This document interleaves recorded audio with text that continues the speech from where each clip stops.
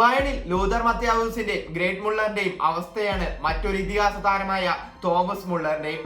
ഇതിഹാസ താരങ്ങളെ നിർമ്മിച്ചെടുക്കാൻ പഠിച്ച ബയണിന് അവരെ എങ്ങനെ ട്രീറ്റ് ചെയ്യണമെന്ന് അറിയില്ല എന്ന് പലരും പറയുന്നു.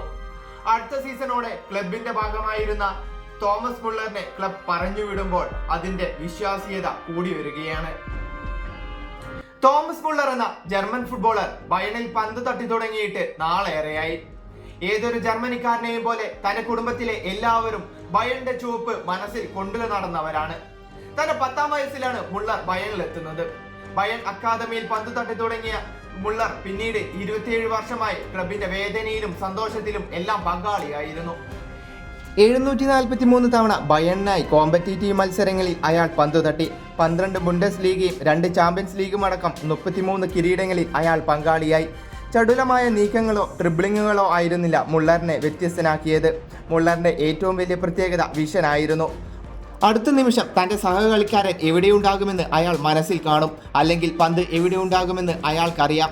അതുതന്നെയാണ് തോമസ് മുള്ളർ എന്ന താരത്തിനെ അപകടകാരിയാക്കുന്നതും. ഒരു തരത്തിൽ ഫുട്ബോളിലെ ഗ്രാൻഡ് മാസ്റ്റർ ആയിരുന്നു മുള്ളർ. തന്റെ ചെറുപ്പവും യൗവനവും യുവത്വവുമെല്ലാം ബയണിനായി നൽകിയിട്ടും ക്ലബ് ഇങ്ങനെ ചെയ്യുമ്പോൾ ആരാധകർക്കും താരത്തിനും ഒരുപോലെ വേദനിക്കും. ഈ സീസണിൽ തന്നെ താരത്തെ കൈവിടാൻ ക്ലബ്ബ് ഉറപ്പിച്ചിരുന്നു. സീസണിൽ പ്ലേ ടൈം വളരെ കുറവായിരുന്നു മുള്ളറിന്. കോച്ച് കോമ്പനിയുടെ വരവോടെ എല്ലാത്തിനും തുടക്കം.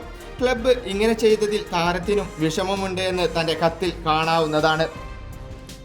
അടുത്ത സീസണിൽ ഈ റോളിൽ ഞാൻ ഉണ്ടാകുമെന്നാണ് ഞാൻ വിശ്വസിച്ചത്.